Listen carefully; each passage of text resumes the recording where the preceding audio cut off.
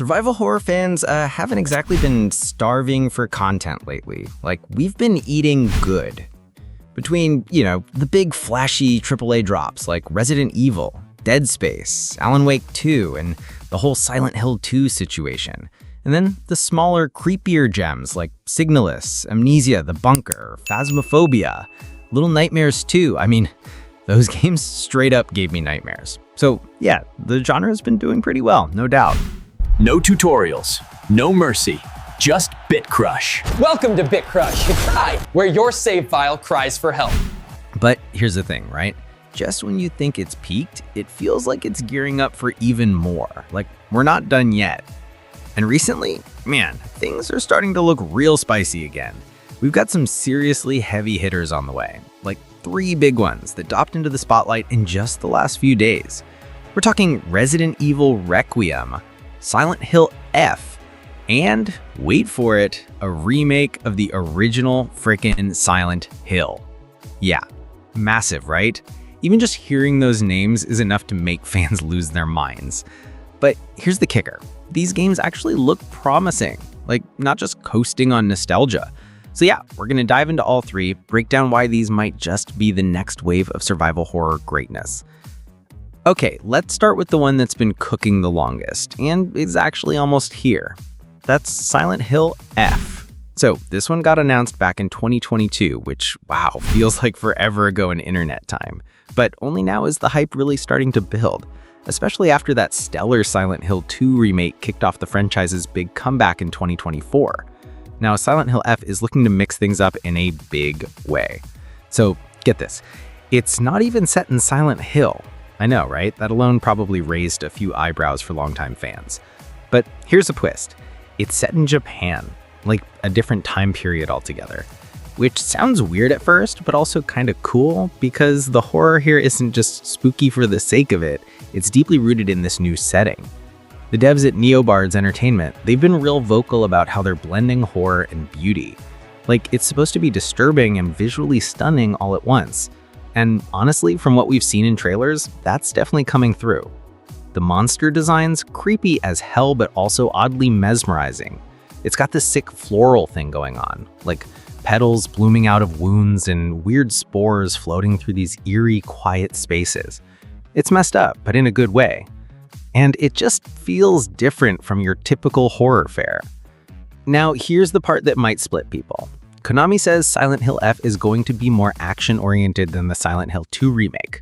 So, if you're into the slower, psychological stuff, that might be a bit of a bummer. But also, if they nail the balance between tense action and real horror vibes, it could be epic. Like, fingers crossed. But that's not all from Silent Hill Land. Nope, Konami is not slowing down. They've teamed up again with Bloober Team. You know, the folks who just nailed the Silent Hill 2 remake to remake the OG Silent Hill, like the original, the one that started it all. That alone is enough to get people hyped. And honestly, it was kind of expected. After the success of SH2's remake, everyone figured this collab wasn't just going to be a one-off. And what better pick for the next remake than Silent Hill 1, right?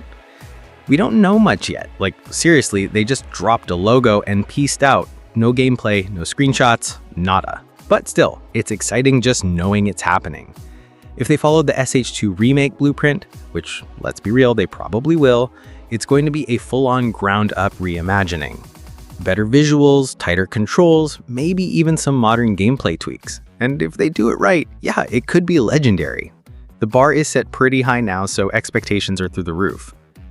Okay, now shifting gears a bit, but not too much, let's talk Resident Evil. Because, of course, RE is still out here flexing like the king of survival horror, and Capcom just dropped the bomb.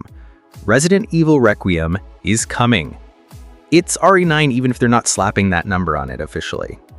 This one picks up after Resident Evil Village from 2021, and from the sound of it, they're going big, like really big. They're calling it the next evolution of the genre. Bold, right? But also, yeah, that tracks. I mean, ever since RE7 rebooted the series in 2017, Capcom has been on fire. Village was a wild ride. The RE2 and RE4 remakes were both killer. There's no reason to think this one's gonna miss. Here's what we know. We're heading back to Raccoon City. Yes, seriously, decades after it got nuked in RE3. That alone is huge. The lore potential is insane. And the protagonist is a new character named Grace Ashcroft. Apparently she's connected to Resident Evil Outbreak in some way, which is kind of a deep cut for the fans. So if you're into the RE lore, there's a lot to geek out over. But it gets better. Hands-on previews have started to roll in, and people are saying it feels like pure survival horror. Classic RE vibes. Item-gated exploration, puzzles, scares around every corner, and yep, even a stalker-type enemy that just won't leave you alone. Can't have a RE game without one of those, right? And the best part, it's coming soon, like February next year. Which is wild because usually these big reveals are like years ahead of launch. But Capcom, they've been getting real good at short marketing cycles. It's like, here's the trailer, boom, you're playing it in a few months. We love to see it. So yeah, between Silent Hill F in September, Resident Evil Requiem in February, and the Silent Hill 1 remake simmering in the background, it kind of feels like survival horror is having its moment again. Like the OG heavyweights are standing tall once more, reminding everyone why we fell in love with the genre in the first place. And it's not just those three, there's more stuff coming too.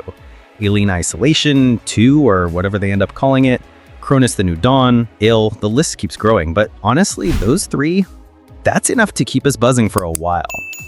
All I can say is, survival horror fans, buckle up. We're about to get spooked in the best possible way. Oh, and if you're still here, hit that like button, smash subscribe, maybe drop a comment. Let us know which of these games you're the most hyped for. You know the drill. BitCrush out.